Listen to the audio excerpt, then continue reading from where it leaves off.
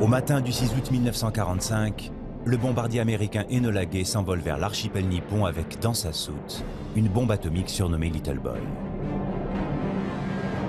Il a pour cible la ville industrielle d'Hiroshima de 340 000 habitants. À 8h15, la bombe, d'une puissance équivalente à 15 000 tonnes de TNT, est larguée. Un gigantesque champignon nucléaire s'élève au-dessus de la ville. La température au sol atteint 4000 degrés.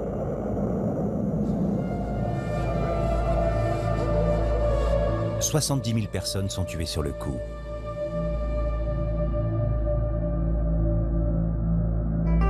La ville est complètement anéantie. C'est comme si on avait largué sur la ville 1 million de bombes classiques. 1 million de bombes classiques. L'irradiation continuera pendant des dizaines d'années à faire de nombreuses victimes. Au total, elle a tué à Hiroshima 140 000 personnes.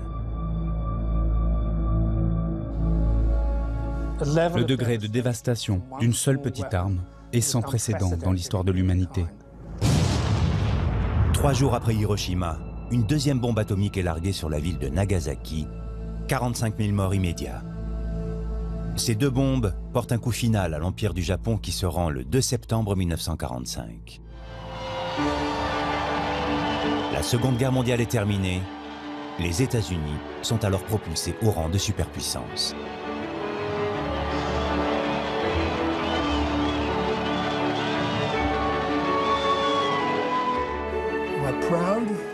Est-ce que je suis fier? Je crois que finir la guerre si vite a permis de sauver de nombreuses vies. Et pour cela, je suis fier de ce que j'ai fait. Mais je ne suis pas fier des destructions de masse. Mais ce que l'on sait moins, c'est qu'à l'origine de ces bombes, c'est l'Allemagne qui mène le bal. Car les Américains, convaincus qu'Hitler est sur le point d'avoir l'arme atomique, vont tout faire pour l'empêcher d'y parvenir en premier. C'est très important.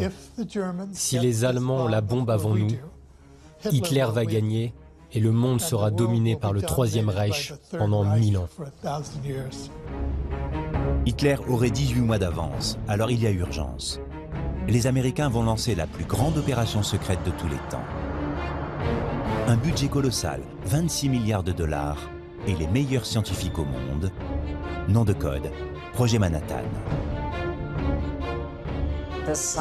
Les scientifiques engagés dans ce projet étaient obsédés à l'idée d'y arriver, que ça marche et que ce soit fait à temps. Il y avait donc une immense pression sur eux. Le projet est top secret. 600 000 personnes travaillent dans des sites ultra sécurisés aux 4 coins des États-Unis. Des lieux cachés aux yeux du monde, même le Congrès américain n'est pas mis au courant. Sécurité, sécurité, sécurité. C'était le maître mot à Los Alamos. Tout le monde vivait et respirait sécurité, 24 heures sur 24, constamment. En parallèle, se joue une étonnante course contre la montre, cette fois entre les Alliés eux-mêmes. Car les Soviétiques, eux aussi, sont prêts à tout pour avoir la bombe. Cette course à la fin de la guerre pour récupérer les scientifiques allemands, mais aussi de l'uranium, a été une immense compétition entre les forces alliées. Et pour cela, les Alliés ne vont pas hésiter à utiliser des espions. Il était l'un des plus intelligents et brillants scientifiques impliqués là-dedans. Klaus Fuchs a probablement été l'espion le plus important de l'histoire de l'espionnage. C'est cette incroyable compétition secrète méconnue que nous allons vous raconter. Une course folle où tous les coups sont permis et où le destin du monde est en jeu.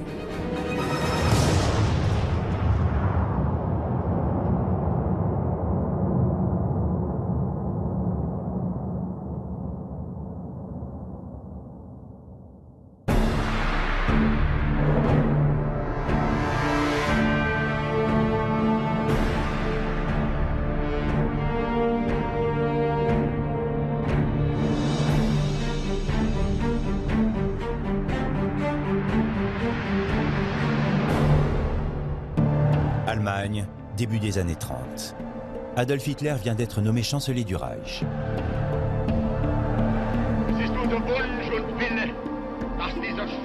dieses Reich bestehen sollen in den kommenden Jahrtausenden. Si le pays est devenu militairement l'un des plus puissants au monde, il l'est aussi dans un autre domaine, la science. Le pays est le fer de lance de certaines disciplines comme la chimie et la physique. Depuis près de 40 ans, c'est la nation qui compte le plus de prix Nobel. Comme Max Planck, un spécialiste de l'énergie, Albert Einstein et un certain Werner Heisenberg, l'un des plus brillants chercheurs atomistes du pays, de la vie générale, un génie. L'Allemagne paraissait aux yeux du monde comme un pays extrêmement avancé sur le plan scientifique. Dans le domaine du secret, ils avaient les codes et la machine à coder Enigma. Dans le domaine des armes, ils avaient les avions les plus modernisés. Et l'Allemagne avait une place à part comme une pépinière de science et de savants. Mais les lois antisémites d'Hitler conduisent à l'exil nombre de scientifiques brillants, tel Albert Einstein qui s'installe aux États-Unis. Et tout commence un jour d'août 1939. Alors qu'Einstein est en vacances sur la côte Est, sur la petite île résidentielle de Long Island, les vacances du plus célèbre des scientifiques vont être moins tranquilles que prévu. Ce jour-là, il reçoit la visite d'un de ses collègues et amis, Léo Szilard, un physicien juif hongrois qui lui aussi a quitté son pays face à la montée du nazisme. Il est venu faire à Einstein une révélation de la plus haute importance. Sur la terrasse de sa maison de vacances, il lui explique comment l'Allemagne exploite une nouvelle source d'énergie, l'uranium, qui pourrait conduire à la création d'armes dévastatrices. Sans attendre, Einstein décide d'écrire une lettre au président des États-Unis en personne, Franklin Roosevelt. Et voici ce qu'il lui explique. J'ai appris que l'Allemagne vient d'arrêter toute vente d'uranium, extrait des mines de Tchécoslovaquie dont elle s'est emparée. L'uranium va pouvoir être converti dans une nouvelle source d'énergie dans un futur proche. Ce nouveau phénomène pourrait nous conduire à la construction de bombes. Une seule bombe de ce type, explosant dans un port, pourrait en détruire toutes les installations, ainsi qu'une partie du territoire environnant. Il ne mâche pas ses mots. Il explique que les Allemands travaillent sur ce projet et qu'il sera dévastateur. Il pense que c'est très important que le président soit informé et comprenne bien que cela puisse être le début d'une sorte de programme nucléaire allemand. Roosevelt prend connaissance de la missive et les informations le terrifient. Il y a de quoi être inquiet. Car au même moment, en Europe, les événements se sont précipités. Septembre 1939, Hitler a lancé ses troupes d'abord à l'assaut de la Pologne, puis à la conquête de la France, et enfin, il a menacé l'Angleterre. La Seconde Guerre mondiale a éclaté. En quelques mois seulement, Hitler a conquis une grande partie de l'Europe. Mais face à cette guerre, l'opinion publique américaine contraint Roosevelt à rester neutre. Pourtant, impossible de laisser une nation aussi puissante que l'Allemagne en possession d'une arme si dévastatrice sans réagir. Les États-Unis doivent absolument posséder la même pour se défendre au cas où. C'est d'ailleurs ce que dit Roosevelt à ses conseillers. Roosevelt se dit « Ah, je vois. Ce que vous me dites, c'est que mes voisins sont en train de construire une bombe qui pourrait nous exploser à la figure. Alors ok, on va réagir, dit le président. » Alors, pour ne pas se laisser distancer, Roosevelt rassemble des scientifiques chargés de réfléchir à la faisabilité d'une bombe atomique. Le projet est alors très modeste, une dizaine d'hommes et un budget d'à peine 100 000 $. Mais un événement va tout faire basculer. 7 décembre 1941. Le Japon, allié de l'Allemagne, attaque la flotte américaine de Pearl Harbor dans le Pacifique. Les États-Unis entrent en guerre.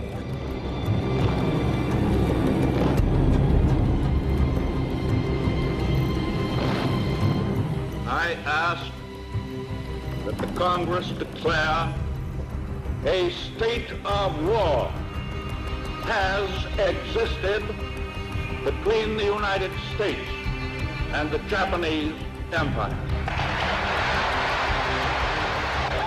Quelques jours plus tard, c'est au tour d'Hitler de déclarer la guerre aux États-Unis. Désormais, le pays peut devenir la cible numéro 1 de l'Allemagne. Les Alliés sont tout à fait conscients que l'Allemagne a un immense pouvoir militaire et scientifique.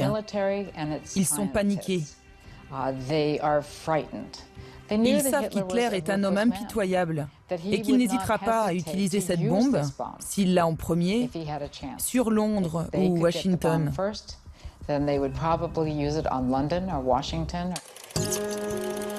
Construire une bombe atomique devient la priorité absolue de Roosevelt. Et il est persuadé d'entamer avec l'Allemagne une course contre la montre. C'est à celui qui aura la bombe en premier. Et d'après le président, le Reich a déjà un train d'avance. Ils auraient un an et demi d'avance sur le programme américain. Cela signifie qu'ils pourraient avoir la bombe pour Noël 43 ou l'été 44. Et cela serait dévastateur. Fabriquer une bombe atomique alors même que personne ne sait si cette arme est réalisable, et en plus rattraper 18 mois de retard, le défi de Roosevelt semble insensé. Alors, il va mettre les grands moyens. Au total, plus de 600 000 personnes vont être recrutées. Des villes entières et des usines vont sortir de terre en quelques mois. Dans des laboratoires flambant neufs, les meilleurs scientifiques du monde vont travailler dans le secret le plus absolu et avec des moyens illimités. Nom de code de ce programme militaire inédit, le projet Manhattan. À sa tête, deux hommes au profil radicalement différent. Leslie Groves, le militaire, et Robert Oppenheimer, le scientifique. Groves a été choisi par Roosevelt lui-même pour diriger le programme. L'homme a un profil hors norme. Il est à la fois général et ingénieur, et son expérience est indiscutable. Il a construit le Pentagone, le plus grand quartier général des forces militaires au monde. Le général Groves a été appelé l'homme indispensable du projet Manhattan. C'était une boule d'énergie. Il avait plus d'énergie et il était plus déterminé que n'importe lequel de ses pairs. Il disait « Chaque difficulté doit être résolue en 1 heure maximum ». C'était un homme grand, corpulent, imposant, puissant. Il a dit OK et il s'est mis au travail tout de suite. Sa première mission, trouver l'homme qui devra diriger les scientifiques. Son choix s'arrête sur Oppenheimer, un brillant physicien qui enseigne à Berkeley en Californie. Mais ce choix va interloquer la communauté scientifique car Oppenheimer n'est pas le meilleur dans son domaine. Les gens ont dit « Groves a choisi Oppenheimer, mais c'est très étrange. Oppenheimer n'a jamais géré aucun projet ou accompli ce que d'autres scientifiques ont fait. Certains étaient des prix Nobel, ils étaient là depuis le début du projet. Mais Groves choisit toujours des gens plus jeunes, qui ont de l'énergie et de l'ambition pour accomplir un but. Et il a vu cela en Oppenheimer. Il l'a remarqué immédiatement.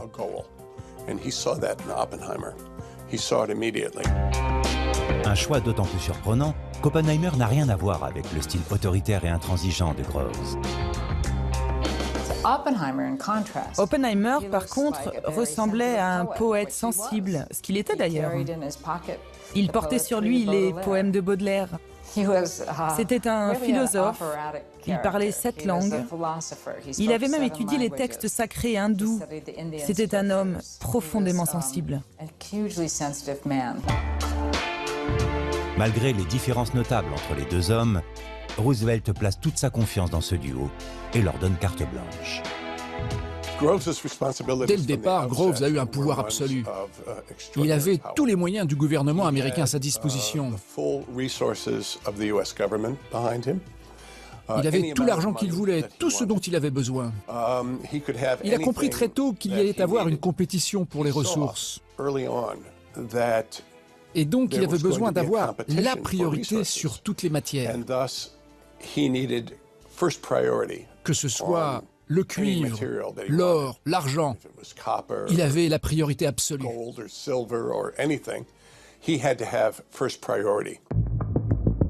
Premier problème pour Groves, où créer les infrastructures pour fabriquer la bombe.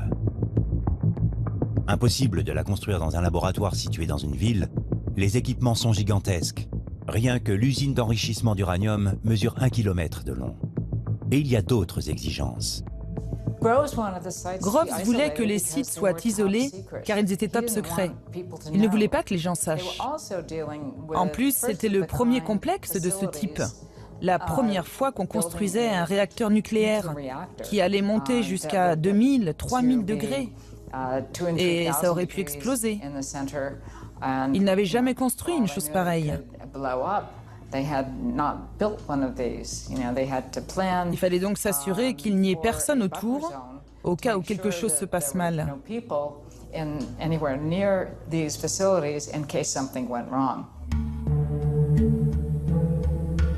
En plus, Groves ne veut pas que la bombe soit construite sur un seul site, mais sur 3. Car il s'agit d'une première, alors il faut essayer plusieurs méthodes. Un premier complexe immense est construit à Oak Ridge, dans le Tennessee, destiné à fabriquer de l'uranium. Puis un deuxième à Hanford, près de Seattle, pour la production du plutonium. Reste à trouver l'emplacement idéal pour le 3e site, le plus crucial, celui où sera assemblée la bombe. Et pour cela, il faut un emplacement encore plus isolé, encore plus secret.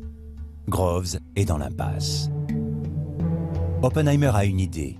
En novembre 1942, il emmène Groves dans le Grand Ouest américain, au Nouveau-Mexique. Oppenheimer connaissait le coin, car il avait un ranch au Nouveau-Mexique. Il adorait cet endroit. Il faut dire que c'est vraiment magnifique, c'est splendide. Alors il visite plusieurs emplacements. Et Groves dit « Non, pas celui-là, pas ici, non, pas ici non plus ». Il demande à Oppenheimer « Est-ce que vous connaissez un autre endroit ?» Et Oppenheimer répond « Eh bien, il y a une école là-bas, l'école de Los Alamos, dans la plaine. » Groves et Oppenheimer découvrent cette scène de jeunes garçons en train de faire du sport. Et immédiatement, Groves dit « C'est là, voilà ». Alors ils font fermer l'école, ils délocalisent les enfants et ils prennent les rênes de cet endroit qui était déjà habité. C'est donc ici, à Los Alamos, sur ces terres extrêmes à 2500 mètres d'altitude, que va être créé le plus grand laboratoire atomique.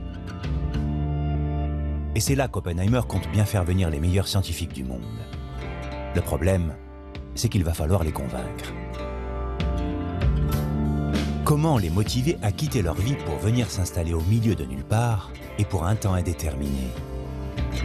Et surtout, comment Oppenheimer va-t-il leur faire accepter de travailler sur un projet dont personne ne peut même affirmer qu'il fonctionnera?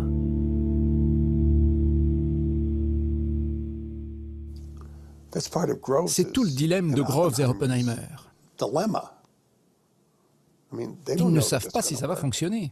Peut-être que ça va pas marcher. Peut-être que ça va être un échec.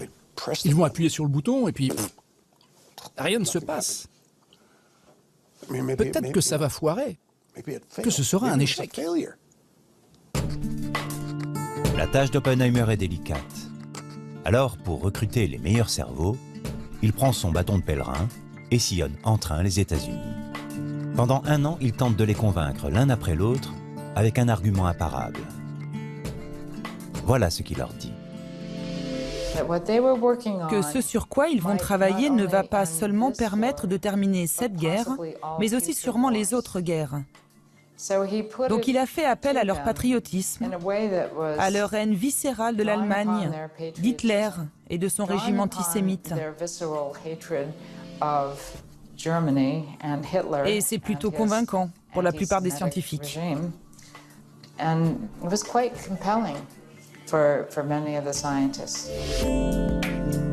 Si Einstein n'est pas autorisé à participer au projet à cause de ses convictions pacifistes, Oppenheimer a réussi son pari. Les meilleurs scientifiques du monde sont à ses côtés, et parmi eux, 20 prix Nobel.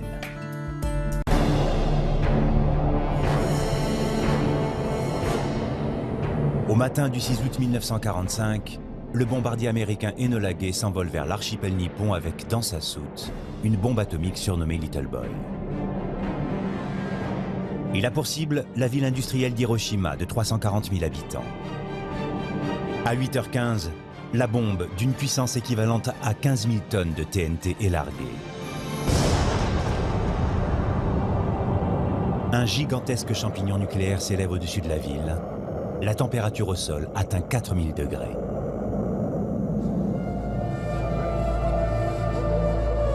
« 70 000 personnes sont tuées sur le coup.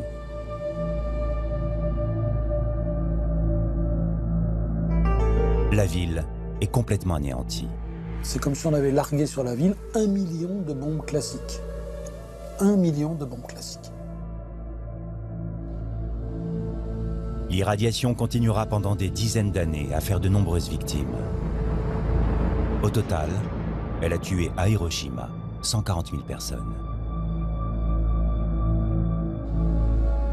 Le degré de dévastation d'une seule petite arme est sans précédent dans l'histoire de l'humanité. 3 jours après Hiroshima, une deuxième bombe atomique est larguée sur la ville de Nagasaki. 45 000 morts immédiats. Ces 2 bombes portent un coup final à l'Empire du Japon qui se rend le 2 septembre 1945. La Seconde Guerre mondiale est terminée. Les États-Unis sont alors propulsés au rang de superpuissance.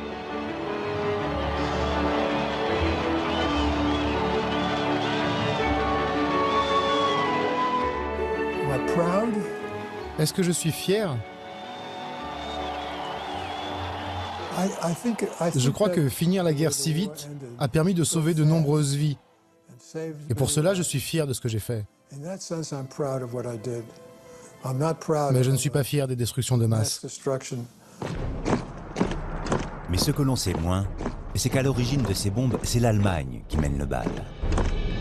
Car les Américains, convaincus qu'Hitler est sur le point d'avoir l'arme atomique, vont tout faire pour l'empêcher d'y parvenir en premier.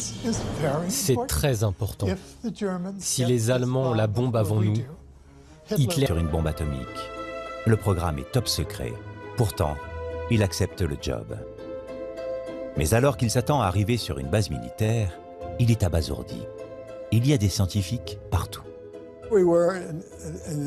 On était au milieu de nulle part, dans une ville tout juste construite. Et il y avait des civils qui venaient du monde entier, surtout d'Europe et des États-Unis. Imaginez, tous les scientifiques du monde étaient là.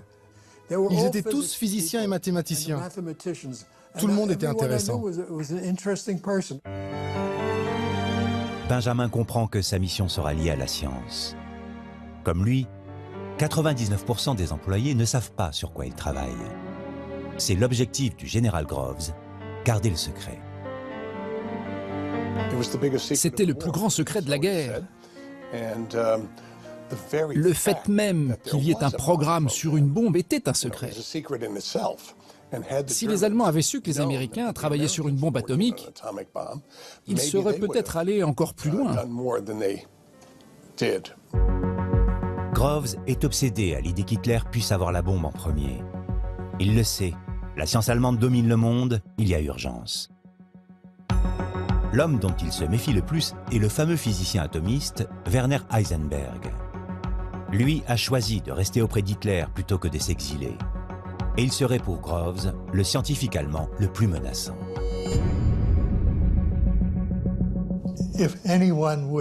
Si quelqu'un pouvait être en charge d'un programme nucléaire, c'était certainement lui. Si quelqu'un pouvait créer une bombe, c'était certainement lui. Groves craint les talents d'Heisenberg dans cette course contre la montre. Alors, il va redoubler de prudence. Pour garder le secret, il impose la compartimentation du travail. Chacun, du brillant scientifique à l'ouvrier, n'a qu'une seule activité à effectuer et n'a pas le droit d'en parler. L'information est ainsi réduite au minimum et personne ne connaît la finalité du projet. Des conditions de travail surprenantes. Alors, les gens commencent à s'interroger. Mon père avait accès à beaucoup de zones interdites. Mais est-ce qu'il savait ce qu'il se passait? Non. Il avait un job à faire, un trou à faire par là, quelque chose à déplacer par ici. Et dès qu'il avait terminé, il changeait de zone. On en parlait, mais mon père disait « Tu n'es pas censé savoir, je ne suis pas censé savoir, ne dis pas un mot là-dessus, point final. » On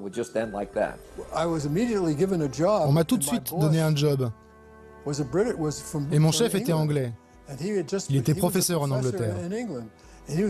Donc je savais que je faisais de la physique, mais je n'avais aucune idée de quoi il s'agissait, bien sûr.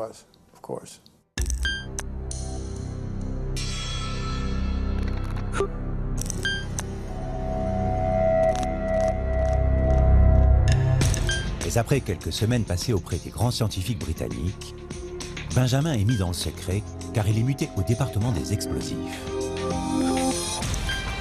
Il apprend qu'il est en train de construire une bombe atomique. Je faisais exploser des choses. J'avais des tubes en acier et des explosifs. Et je devais mesurer le temps des explosions.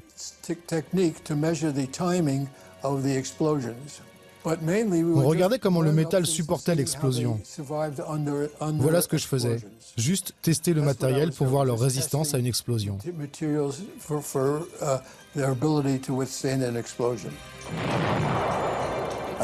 J'étais très heureux. C'était très excitant de savoir que je faisais de la vraie physique au sein de l'armée alors que le monde explosait autour de moi et que les gens mouraient partout. Moi, je faisais de la physique. J'avais une chance inouïe. Benjamin fait désormais partie des 1% des initiés. Pour cette minorité, les règles sont drastiques. Les scientifiques ont interdiction formelle de parler de la bombe, même avec leurs femmes, le soir à la maison. Et entre eux, ils doivent utiliser un langage codé. On ne pouvait pas dire bombe. Ça s'appelait le gadget. Le terme bombe n'était jamais utilisé en public. Les mots fusion, réaction en chaîne, neutron, tous ces mots n'étaient jamais utilisés en dehors de la zone technique.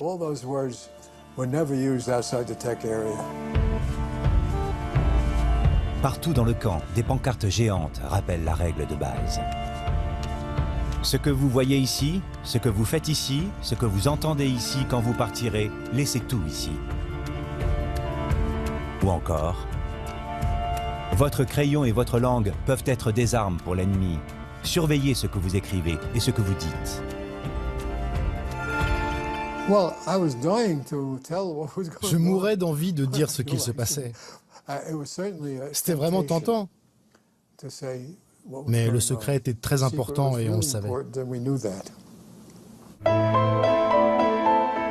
Malgré ces contraintes, les Américains accourent pour faire partie du projet.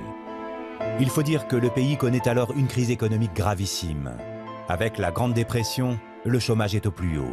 Ici, c'est l'assurance d'avoir un emploi et un loyer payé par l'État. Le père de Dimas n'a pas hésité une seconde. Après des années de galère, travailler à Los Alamos lui permet de mettre sa famille à l'abri. C'était son boulot. Il n'avait pas d'autre boulot. Mon Dieu, mais où vivre ailleurs? On payait $16 de loyer par mois pour une maisonnette. La nourriture était fournie par l'armée. Mon père ne gagnait pas beaucoup d'argent, mais en venant ici, ça lui permettait de prendre soin de nous. Rapidement, une vie quotidienne s'organise. Les enfants vont à l'école, il y a un cinéma, un théâtre et quelques boutiques.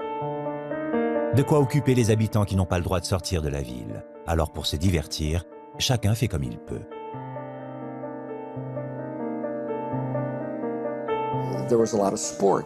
Il y avait beaucoup de sports. Les hommes jouaient au basket, au foot, au baseball. Les scientifiques qui savaient jouer de la musique formaient des groupes. La musique ici, c'était une forme d'exutoire. Il y avait plusieurs groupes, de la danse tous les vendredis et samedis soirs. Tout le monde dansait.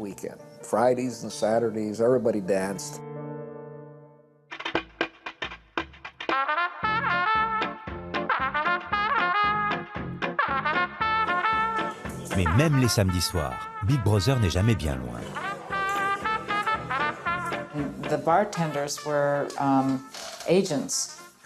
Les serveurs étaient des agents qui écoutaient les conversations. Et si quelqu'un était un peu trop ivre et qu'il parlait un peu trop de ce sur quoi il travaillait, Il était viré tout de suite du bar.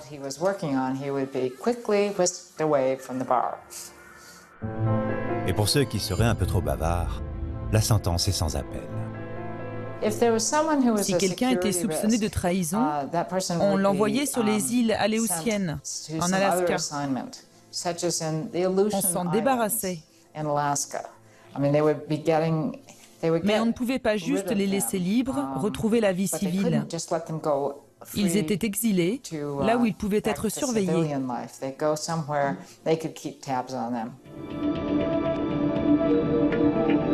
Dans ce climat ultra sécuritaire, les scientifiques travaillent d'arrache-pied. Mais en janvier 1944, un an après le début du projet Manhattan, c'est la panique. Ils n'ont toujours pas la bombe. Impossible même de savoir s'ils pourront l'avoir avant les Allemands. Et Groves doit faire face à un nouveau problème de taille. Car après l'Allemagne, un deuxième concurrent apparaît dans cette course contre la montre. Mais cette fois, c'est un allié.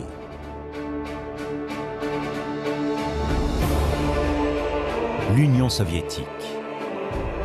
Depuis des mois, le pays fait face à la sanglante invasion allemande, l'opération Barbarossa débutée le 22 juin 1941. 4 millions de soldats de l'Axe ont envahi l'URSS par surprise. La guerre est impitoyable. Mais au milieu de ce chaos, un homme, lui, s'inquiète d'une autre menace. Georgi Flerov, un physicien. Il a remarqué que le flot d'articles écrits par des savants allemands et américains sur les éléments radioactifs s'est tari soudainement. Il soupçonne que ces chercheurs sont en train de fabriquer une bombe atomique. Il est allé dans les bibliothèques vérifier s'il y avait quelque chose dans les journaux américains et autres, mais il n'a rien vu. Alors il a regardé dans les journaux allemands, mais tout ce qui concernait la fission nucléaire avait disparu. Il en a conclu, comme dans l'histoire de Sherlock Holmes, que le chien qui n'aboie pas dans la nuit vous donne un indice qu'il se passe quelque chose. Alors, en avril 1942, il écrit une lettre à Staline pour l'avertir des conséquences du développement d'une telle arme. Les résultats dépasseront tellement ce qu'on connaît qu'il ne sera pas nécessaire de déterminer qui sera blâmé pour le fait que ce travail ait été négligé dans notre pays. Alors, à son tour, début 1943, Staline lance un programme de développement d'une bombe atomique. Rien à voir avec le projet Manhattan. Seule une centaine de scientifiques est recrutée. Et c'est ici, dans cette tente, à côté de Moscou, que débutent les recherches. Le projet Manhattan, c'est la Rolls-Royce. Le projet soviétique, c'est même pas une 2 chevaux, c'est un vélo. Les scientifiques qui travaillent là sont surtout des gens qui travaillent avec du papier et du crayon, qui vivent dans une grande misère matérielle. Il n'y a pas de réacteur nucléaire. Et surtout, il n'y a pas d'uranium. Encore moins de plutonium. Donc il n'y a pas la matière première d'une bombe. Les soviétiques n'ont rien de tout ça. Mais ils savent comment ils pourraient faire s'ils avaient les moyens. Il faut dire que l'URSS est ruinée. La guerre a déjà fait des millions de morts côté russe. Débute alors sur tous les fronts une contre-offensive soviétique. Toutes les ressources sont mobilisées. La recherche scientifique est loin d'être la priorité de Staline. L'Union soviétique est un pays du tiers-monde, incomparablement plus pauvre que les États-Unis. Il y a donc peu de ressources à allouer à de la recherche fondamentale ou appliquée. Tout va à l'effort de guerre. En revanche, il y a un domaine dans lequel l'URSS excelle et qui va être primordial, l'espionnage. Et un de leurs espions va leur être particulièrement utile. Il va leur transmettre toutes les avancées américaines sur la bombe, car cet homme est parvenu à espionner dans la ville la plus sécurisée du monde, Los Alamos. Il s'appelle Klaus Fuchs. Klaus Fuchs était probablement l'espion le plus important de toute l'histoire de l'espionnage, car il était l'un des scientifiques les plus intelligents et brillants impliqués là-dedans. Fuchs est originaire d'Allemagne, une famille de classe moyenne, un père pasteur. À 17 ans, alors qu'Hitler prend le pouvoir,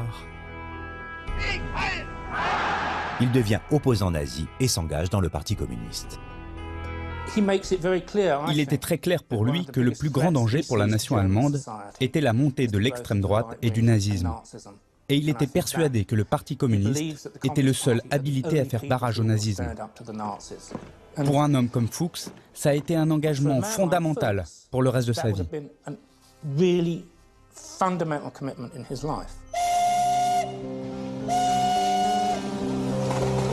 Communiste convaincu, il quitte l'Allemagne nazie direction la Grande-Bretagne où il entame des études de physique. Il obtient la nationalité anglaise et devient rapidement un brillant physicien. Il est alors recruté pour travailler sur le projet britannique de la bombe atomique, commencé en 1940, 2 ans avant le projet Manhattan. Mais ses convictions politiques le mènent directement à l'ambassade russe de Londres, où il propose ses services à l'URSS. Dès que l'Allemagne a envahi l'Union soviétique, il est allé à l'ambassade russe de Londres et il a dit « Je suis au courant de cela, je peux vous parler de mon travail ». Il sait qu'un projet est en cours pour créer une bombe atomique à l'uranium.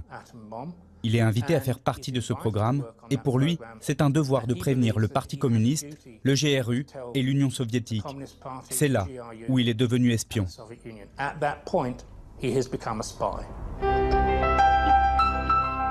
En 2 ans, Fuchs fait passer à l'URSS 570 pages de calcul et de description de la construction d'une bombe atomique.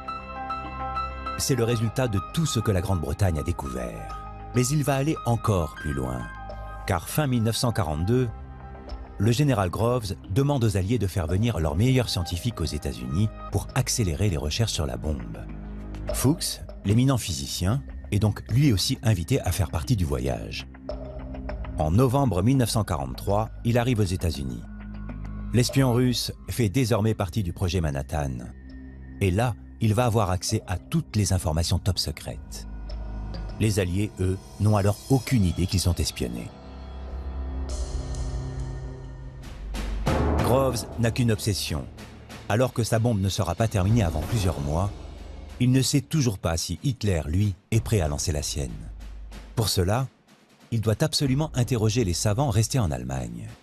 Avant tout, Werner Heisenberg, celui qui serait à la tête du programme nucléaire allemand. Le seul moyen d'y parvenir est d'envoyer des hommes sur le terrain. Mais il va devoir attendre le printemps 1944 pour que l'Europe se libère.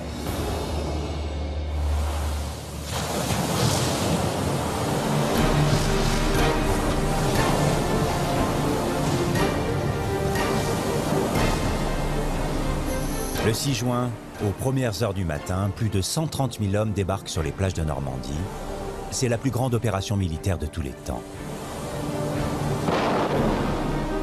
Parmi ces soldats alliés, il y a aussi des civils américains. Des hommes dont l'objectif n'est pas de libérer l'Europe du joug nazi. Ce sont des scientifiques en habits militaires. Ils sont une vingtaine envoyés par Groves lui-même. Leur rôle, savoir où en sont réellement les Allemands avec leurs bombes. Il avait besoin d'avoir ses propres services d'espionnage et de contre-espionnage. Il avait besoin d'avoir des oreilles et des yeux en Europe, d'avoir ces hommes là-bas. Cette unité spéciale d'espions d'un nouveau genre, c'est la mission Alsos. À sa tête, un certain Samuel Gutschmidt. Ce néerlandais de 45 ans enseigne la physique à l'université du Michigan. Et dans les années 30, il a côtoyé les plus brillants scientifiques allemands. Certains étaient même ses amis. Des contacts privilégiés qui pourraient être bien utiles pour obtenir des informations. Il a tous les critères pour aller sur le terrain à la chasse aux savants et les interroger. Suivant l'avancée des troupes alliées en France, Gutschmidt et ses hommes arrivent le 25 novembre 1944 dans une ville qui les intéresse tout particulièrement, Strasbourg. La ville est devenue la vitrine du Reich en matière de recherche scientifique. C'est ici qu'Alsos espère trouver la trace de Werner Heisenberg. C'est lui qui pourra donner des informations sur la bombe allemande. En arrivant à l'université de Strasbourg, Gutschmidt découvre des documents et une adresse qui va leur permettre de localiser Heisenberg.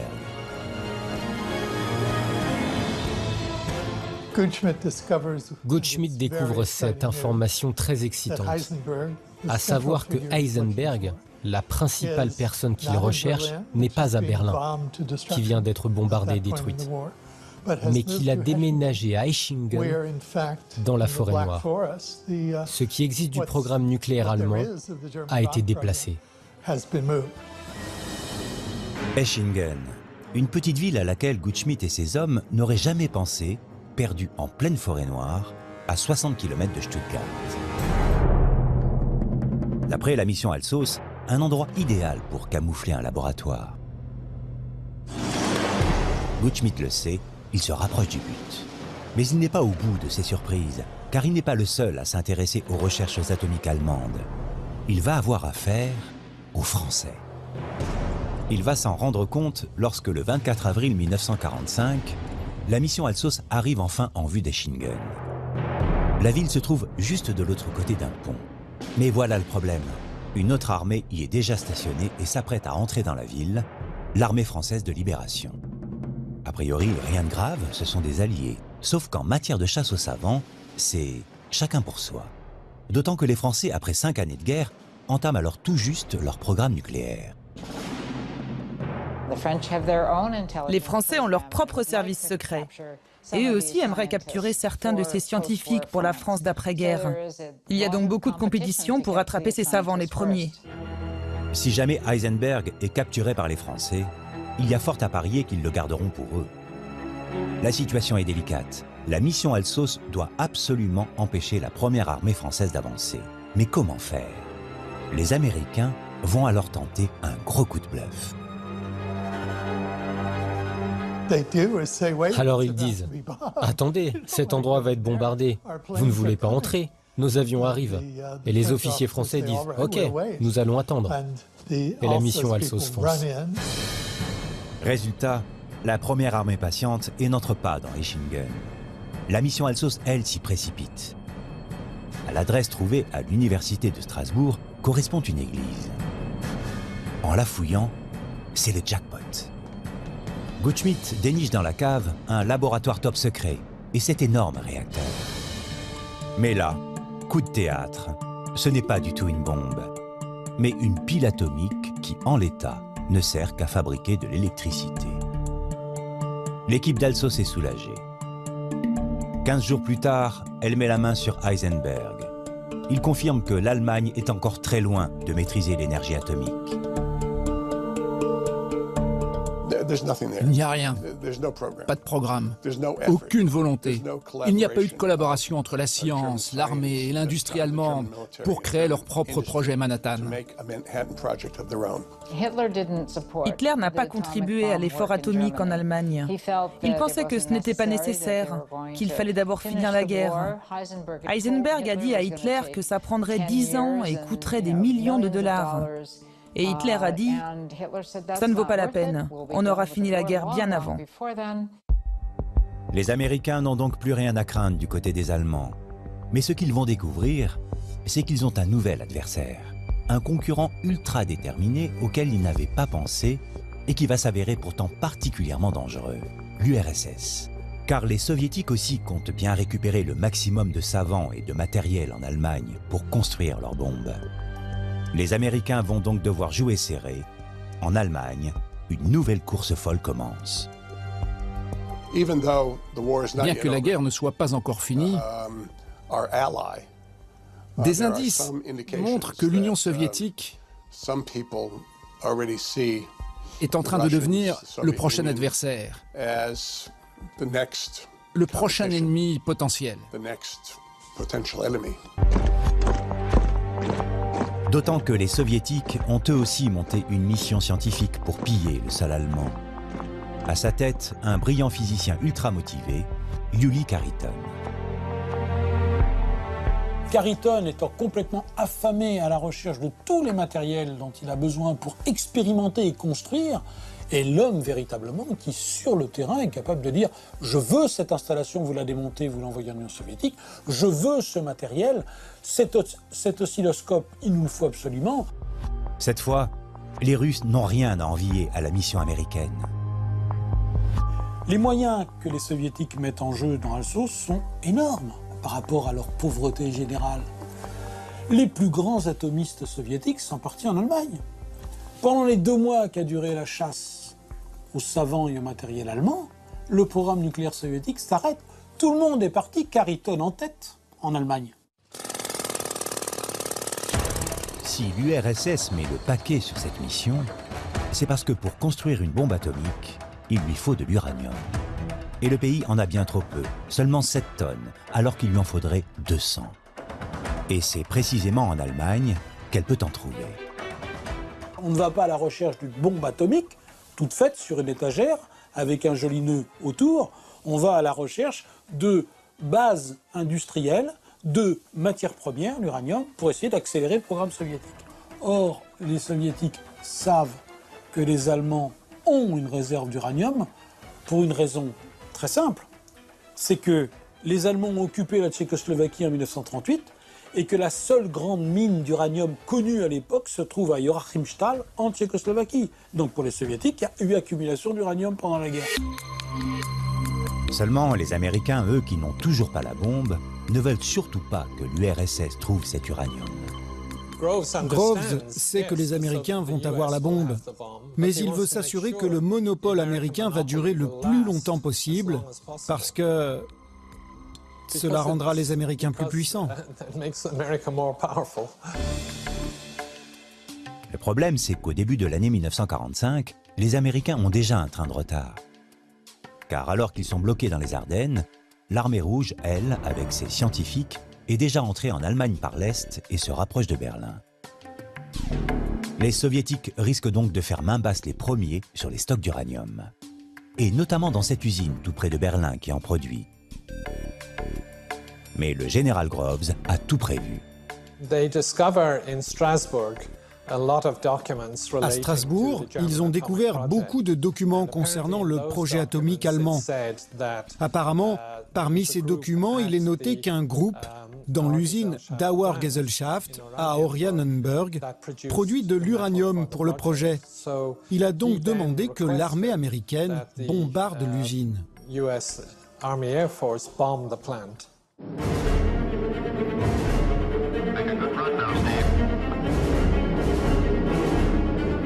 Le 15 mars 1945, 600 bombardiers américains larguent 1500 tonnes d'explosifs et des bombes incendiaires sur l'usine. Le bombardement, d'une puissance inouïe, détruit tout le stock d'uranium, 100 tonnes au total. Un acte d'hostilité qui vise clairement son allié soviétique. Elle n'est pas utile à l'effort de guerre allemand, cette usine. Elle fabrique des oxydes d'uranium. Mais c'est simplement pour en priver les soviétiques. Et c'est Groves en personne qui donne l'ordre au chef de l'US Army Air Force d'aplatir cette usine. C'est vous dire l'étendue des pouvoirs qui lui ont été conférés. Et c'est aussi pour en priver les soviétiques. On n'est pas encore dans la guerre froide et pourtant ils interviennent directement pour priver un allié d'un accès à un matériau essentiel. Et les Américains vont même aller encore plus loin pour priver les Russes de cet uranium. Cette fois, ils vont carrément bafouer les règles internationales. Un mois après le bombardement d'Oranienburg, les hommes d'Alsos ont enfin pénétré en Allemagne. Et ils ont appris par des savants allemands capturés que le véritable stock d'uranium était gardé à Stachfurt, à 200 km de la capitale. Un véritable trésor. Il y aurait là 1200 tonnes d'uranium. Il faut absolument les récupérer avant les Russes. Le problème, c'est que cette ville appartient à la zone d'occupation soviétique prévue par les accords de Yalta. Groves n'en a que faire. Il ordonne à ses hommes de se précipiter vers Stassfurt. En cachette, en pleine nuit, ils chargent l'uranium sur leur GMC. Des files entières de camions emmènent le stock direction la Grande-Bretagne. Quand l'armée rouge arrive quelques jours plus tard, il ne reste plus rien. L'URSS a su ce qu'il s'était passé et ils ont protesté, non pas sur la prise d'uranium, mais sur le fait que des troupes américaines ont été dans une zone d'occupation qui était censée être une zone soviétique. Ils n'ont pas le droit de le faire. Est-ce que vous êtes sûr qu'ils n'ont pas le droit de le faire? Alors, la règle en droit de la guerre, c'est quand je bats mon ennemi, j'ai droit à ses dépouilles. Qui a battu l'armée allemande en Saxe? L'armée américaine. Par conséquent, ça peut être considéré comme des pouilles de guerre. C'est comme ça que les Américains l'ont justifié. En réalité, bien sûr, il y a une violation des accords de Yalta, puisqu'ils devaient laisser toute l'infrastructure... l'infrastructure, c'est pas de l'infrastructure, c'est les matières premières. Donc on a joué sur les mots. Mais très honnêtement, Leslie Groves, qui est un type extrêmement carré, un type assez brutal, il s'en moque de toutes ces arguties juridiques. Ce qu'il veut, c'est que les Soviétiques n'aient pas ces 1200 tonnes de minerai d'uranium. Mais Groves n'a pas totalement réussi son objectif, car au même moment, les Russes, eux, ont peut-être aussi trouvé quelque chose. Yuli Khariton apprend qu'il y aurait de l'uranium dans une autre ville du nom de Neustadt. Mais ce nom est très courant en Allemagne. 20 villes s'appellent Neustadt. 10 d'entre elles se trouvent en zone soviétique. Alors, ils vont toutes les passer au peigne fin. C'est Khariton lui-même qui y va, parce qu'il y va avec son petit compteur Gégère. Il y va avec Zeldovitch, et ils vont commencer à 1, 2, 3, 4, 5, rien, 6, 7, 8, 9, rien.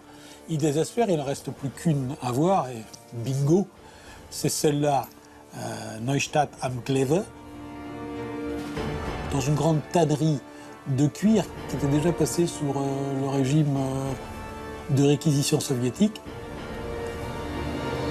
C'est là que Khariton va découvrir un entrepôt avec d'immenses piles de fûts. Le problème, c'est que c'est du plomb. Or, le plomb réduit les radiations et empêche le compteur Gégère de Khariton de fonctionner. Donc, il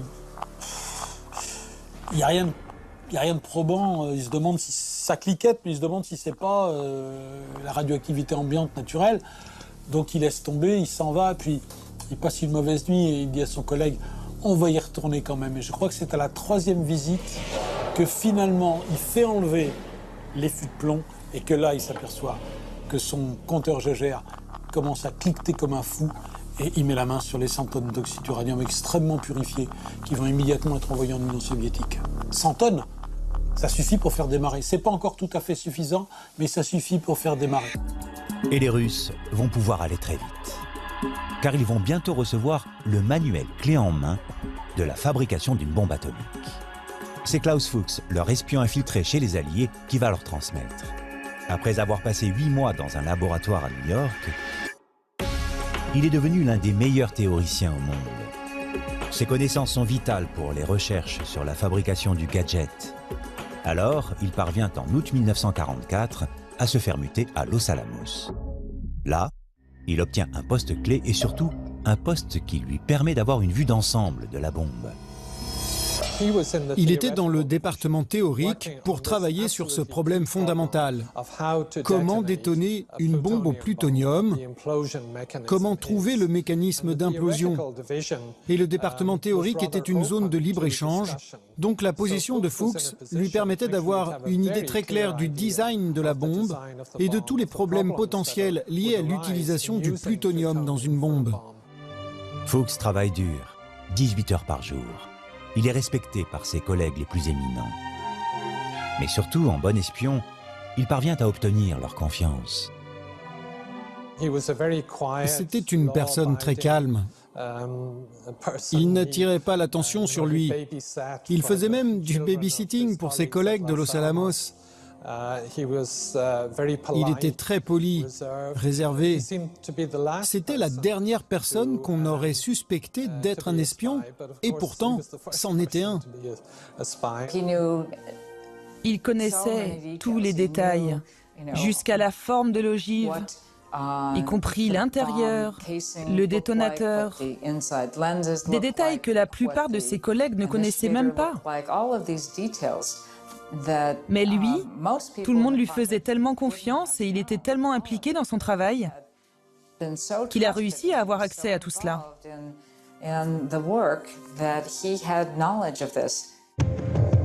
Si Fuchs a pu passer ses informations top secrètes à Moscou, c'est grâce à un privilège obtenu par son statut. Exceptionnellement, il est autorisé à sortir de Los Alamos. Son contact est Harry Gold, un Américain communiste recruté par les services secrets soviétiques. Pendant un an, Fuchs et son messager se sont retrouvés sporadiquement. Mais ce 6 juin 1945, le rendez-vous entre les deux hommes va être capital. Fuchs remet à Gold des documents qui vont faire économiser à l'URSS 18 mois de recherche et 26 milliards de dollars. Fuchs quitte Los Alamos en voiture pour Santa Fe, en début de soirée. Ils vont près d'un pont, dans un parc public, face à la ville. Et là, Fuchs remet une grande enveloppe, pleine de documents. Fuchs donne les détails complets de la bombe au plutonium, avec toutes les dimensions et ses composants. Et ce sont des informations cruciales que les scientifiques russes n'auraient jamais trouvées tout seuls, car ils n'avaient même pas d'échantillon de plutonium.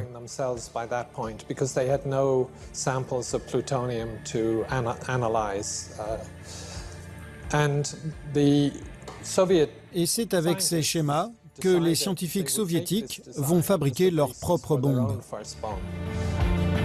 Ce même jour, Fuchs révèle aussi que la bombe est presque prête et qu'elle sera testée très prochainement. Or, quelques semaines plus tard, le 17 juillet 1945, les puissances alliées se réunissent près de Berlin, à Potsdam.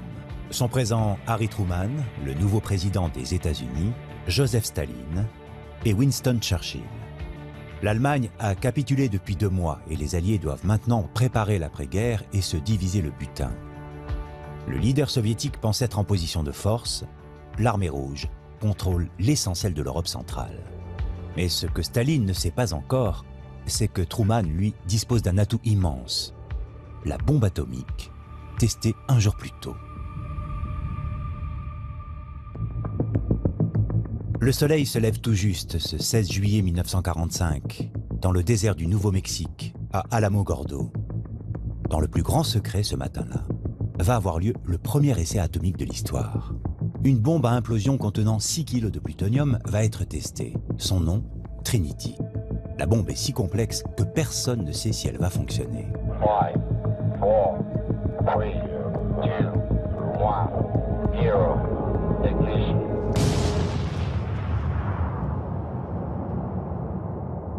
À 5h30, la détonation de la bombe dégage une énergie de 21 kilotonnes de TNT. L'explosion est visible dans un rayon de 300 km. La réussite est totale. L'Amérique possède l'arme absolue. Truman, qui vient d'arriver à la conférence de Potsdam, apprend la nouvelle dès son arrivée par un télégramme codé du général Groves. Opéré ce matin, diagnostic encore incomplet, mais les résultats semblent satisfaisants, au-delà des attentes. Truman ne saisit pas encore l'importance de ce message lors de sa première rencontre avec Staline. Les négociations reprennent. Mais Truman reçoit alors un rapport détaillé de l'explosion de Trinity. Il comprend que le succès de la bombe est total. Docteur vient de revenir enthousiaste et confiant que le petit garçon est aussi costaud que son grand frère. La lumière dans ses yeux est visible d'ici à Highhold, et j'aurais pu entendre ses cris d'ici à ma ferme. La situation va dès lors se renverser. Truman le sait, désormais, il est en position de force. Il décide même d'annoncer la nouvelle à Staline. Ça s'est passé très vite, ça a duré 1 minute.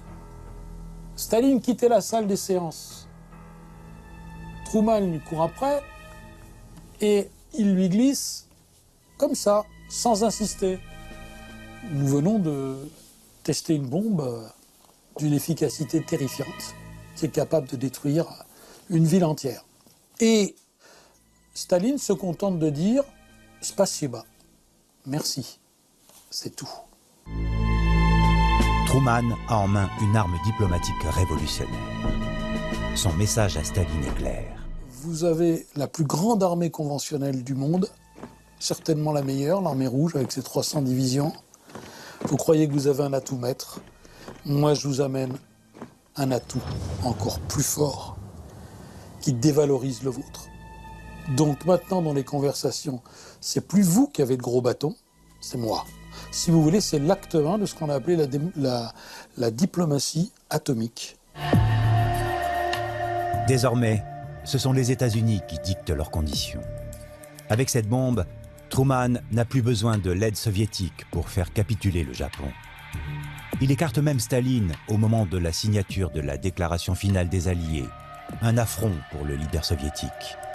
À Potsdam, la guerre froide a commencé.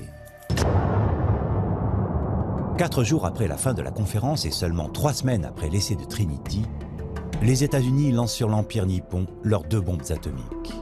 La première, sur Hiroshima, est une bombe à l'uranium. La deuxième, sur Nagasaki, au plutonium. Avec elle a débuté la menace d'une guerre nucléaire, un risque majeur pour l'avenir de la civilisation moderne. Après les États-Unis, 7 autres pays parviennent à se doter de l'arme atomique. L'URSS en 1949, la Grande-Bretagne 3 ans plus tard, la France en 1960. Cette course à l'arme absolue a considérablement modifié les relations entre les grandes puissances. Depuis qu'elles ont obtenu le moyen de se détruire mutuellement, elles sont obligées d'utiliser la diplomatie. C'est ce qu'on appelle la dissuasion nucléaire. Aujourd'hui, la question n'est plus de savoir comment gagner la guerre, mais comment éviter la guerre.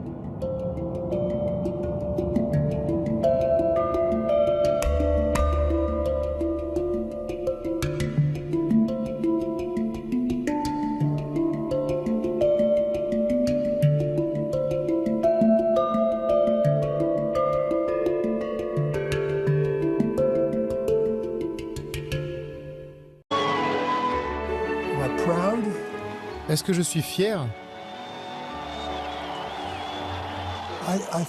Je crois que finir la guerre si vite a permis de sauver de nombreuses vies. Et pour cela, je suis fier de ce que j'ai fait. Mais je ne suis pas fier des destructions de masse. Mais ce que l'on sait moins, c'est qu'à l'origine de ces bombes, c'est l'Allemagne qui mène le bal.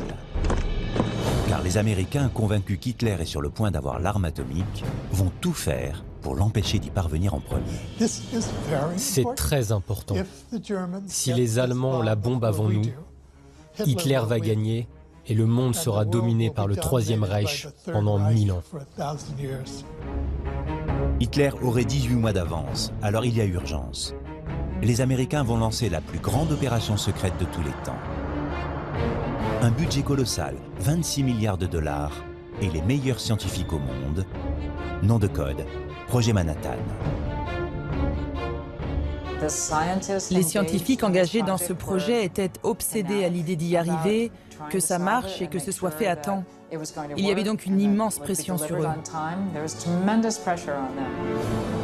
Le projet est top secret. 600 000 personnes travaillent dans des sites ultra sécurisés aux 4 coins des États-Unis. Des lieux cachés aux yeux du monde, même le Congrès américain n'est pas mis au courant. Sécurité, sécurité, sécurité. C'était le maître mot à Los Alamos. Tout le monde vivait et respirait sécurité, 24 heures sur 24, constamment. En parallèle, se joue une étonnante course contre la montre, cette fois entre les Alliés eux-mêmes.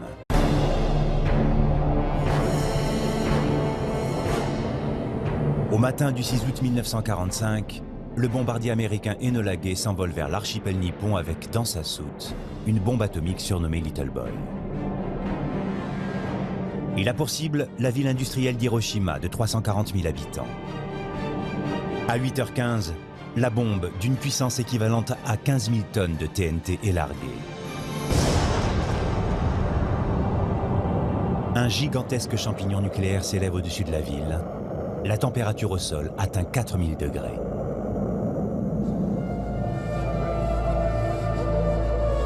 « 70 000 personnes sont tuées sur le coup.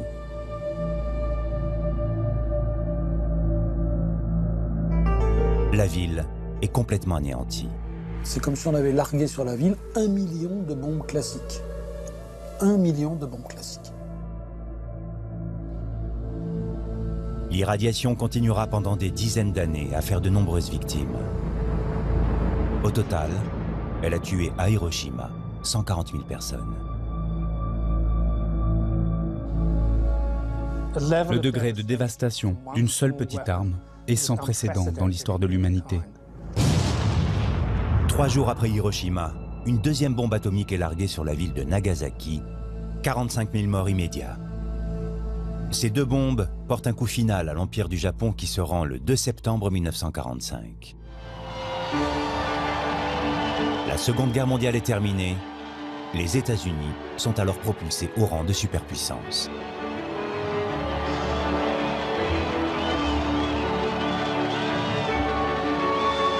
Car les Soviétiques, eux aussi, sont prêts à tout pour avoir la bombe. Cette course à la fin de la guerre pour récupérer les scientifiques allemands, mais aussi de l'uranium, a été une immense compétition entre les forces alliées. Et pour cela, les Alliés ne vont pas hésiter à utiliser des espions. Il était l'un des plus intelligents et brillants scientifiques impliqués là-dedans. Klaus Fuchs a probablement été l'espion le plus important de l'histoire de l'espionnage. C'est cette incroyable compétition secrète méconnue que nous allons vous raconter. Une course folle où tous les coups sont permis et où le destin du monde est en jeu.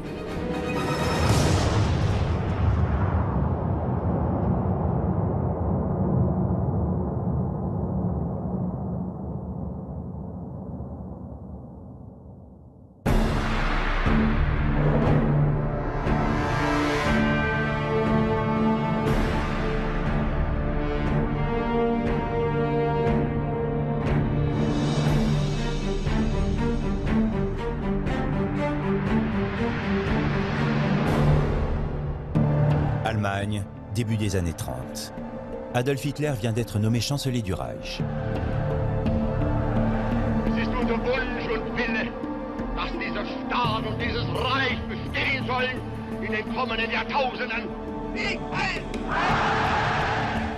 Si le pays est devenu militairement l'un des plus puissants au monde, il l'est aussi dans un autre domaine, la science. Le pays est le fer de lance de certaines disciplines comme la chimie et la physique.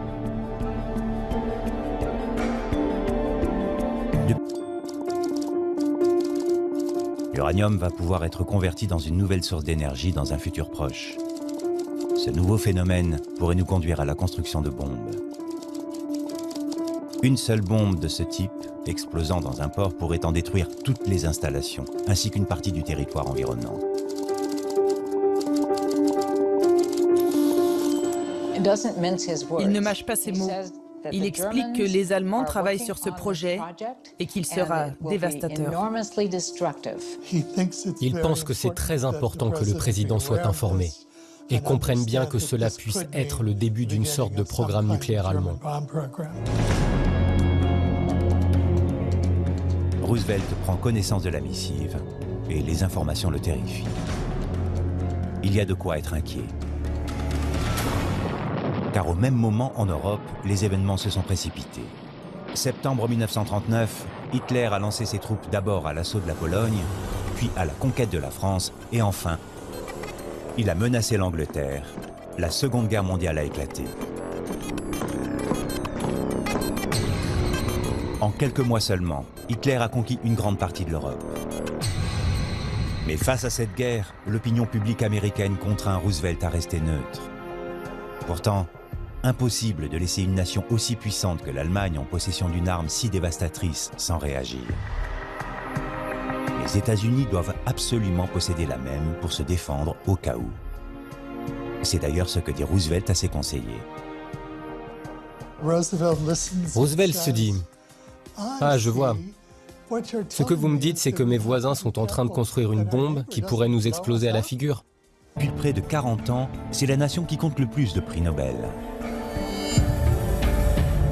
Comme Max Planck, un spécialiste de l'énergie, Albert Einstein et un certain Werner Heisenberg, l'un des plus brillants chercheurs atomistes du pays, de la vie générale, un génie.